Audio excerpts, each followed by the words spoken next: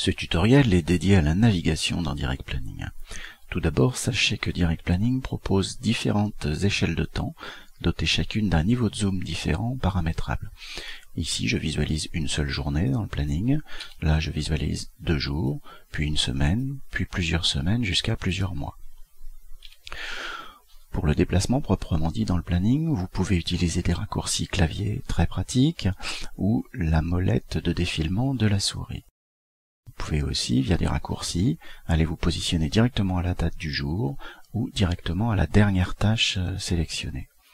Nous proposons aussi une fonctionnalité originale, la navigation avec vue globale. Un mini-planning vous est proposé. En cliquant sur ce mini-planning, vous allez vous positionner directement à un endroit précis dans le planning.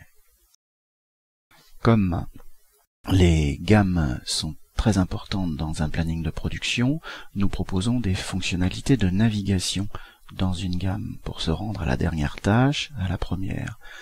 La fonction de mise en évidence, elle, permet de colorer les tâches de la gamme en grisant les autres tâches qui ne font pas partie de la gamme.